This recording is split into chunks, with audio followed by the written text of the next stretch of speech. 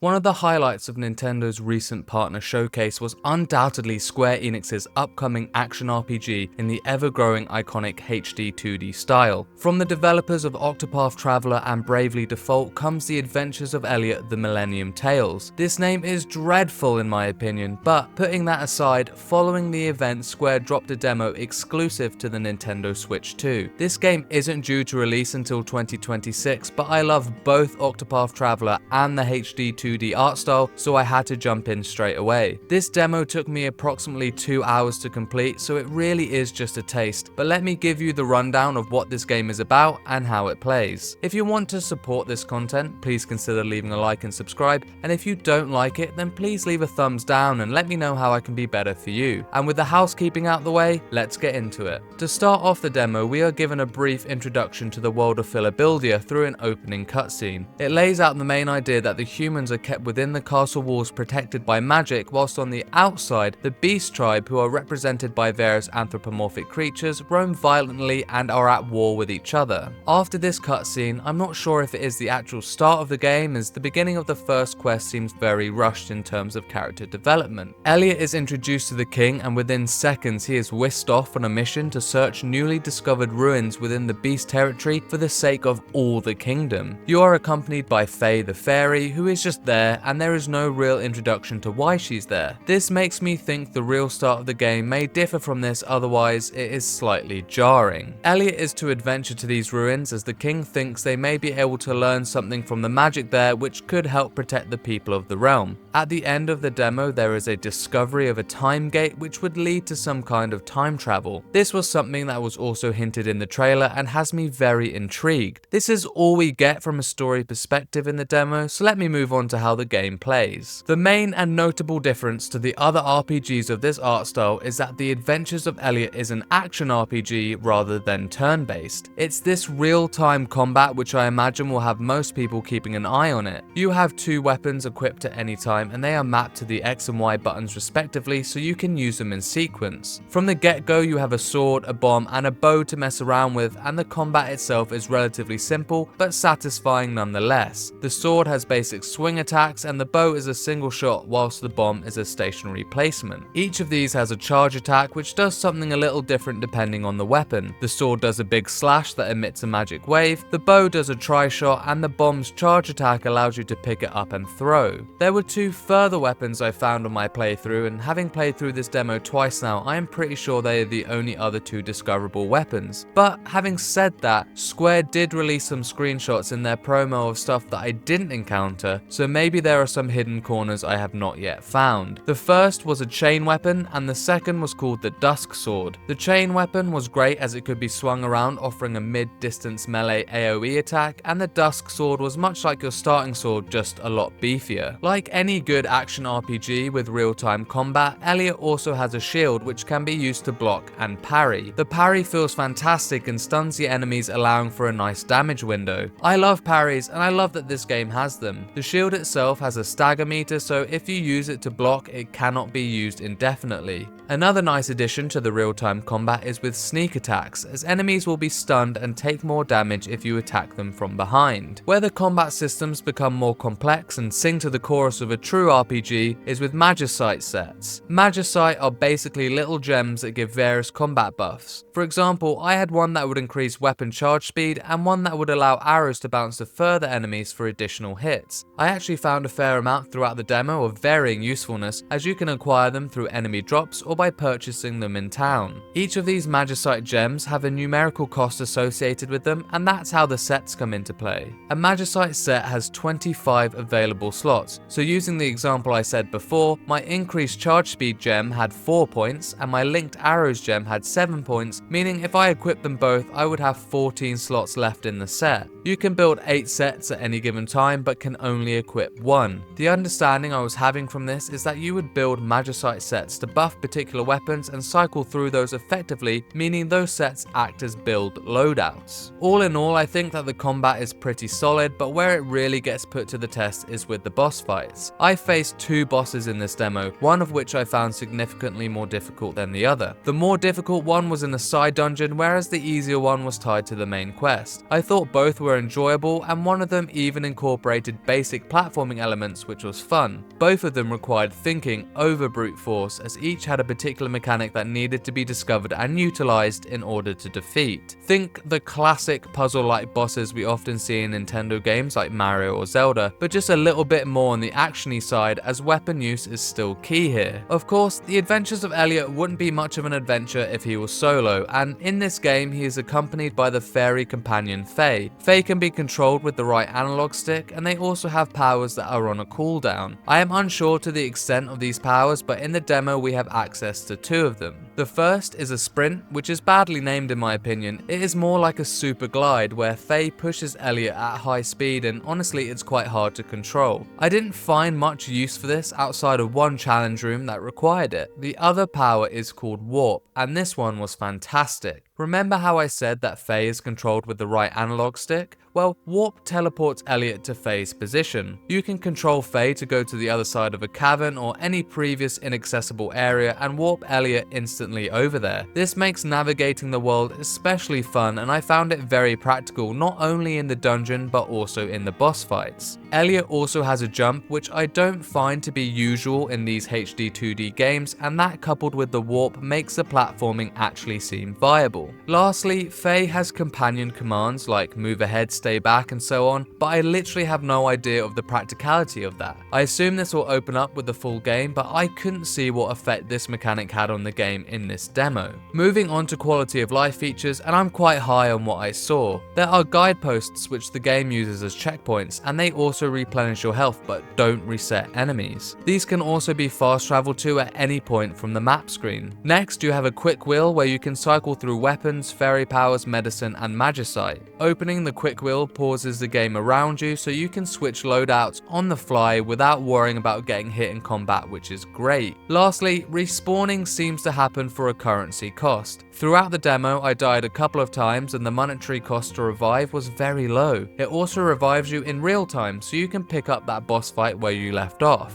Like any good RPG, there is stuff to do on the side, and in this, there are optional dungeons like I mentioned earlier with the weapons, but also these little challenge rooms called Shrines of Life. In these shrines, you compete in a challenge and your reward is a seemingly permanent increase to health. I found 3 in this demo, but I'm not sure if their placement will mirror the final game, as it seemed like a considerable health increase in a relatively small area. It is said in the pop-up window that you will get special rewards for completing these shrines, implying they may not always be health upgrades, which might mean they just replaced the rewards specifically for this demo. One of them was a combat challenge and the other 2 were puzzle challenges using the fairy powers. None of them were expansive, but they were enjoyable little side activities. I imagine these will become fuller and more rounded once you start unlocking more powers and weapons. As you can see here, visually, The Adventures of Elliot is beautiful like so many other games in this style, but I also really like the character portrait of Elliot. We only get to see it briefly in the demo, but I think it's great. The one thing I found quite annoying was the voice of Faye. I can't tell if they just overdone it on the pitch or it's actually supposed to sound like a child, but either way, it can be quite grating at times. The other characters, from what I could tell, all sounded good. The soundtrack is composed by Tomohiro Nakamachi and Yuto Moritani, who I couldn't find too much on, but looks like they may have done some work on Uma Musume. Regardless of that though, the music is awesome. It really feels like a grand adventure, and the orchestral beats are reminiscent of classic 2D RPG epics. Once again, this is only a taste, but I really like what I'm hearing. As a first impression, The Adventures of Elliot: The Millennium Tales seems to be ticking all the right boxes. It is certainly reminding me of 2D Zelda games with that 2025 polish. I actually can't wait to sink more hours into this when it releases sometime in 2026 for PC, PS5, Xbox Series and the Nintendo Switch 2. If you enjoyed this video, please consider helping out the channel by leaving a like and subscribe, and check out some reviews, spoiler casts and general gaming discussions. Let me know what you think of The Adventures of Elliot in the comments below, and for everything else, casual gamer, keep it here. Peace and love.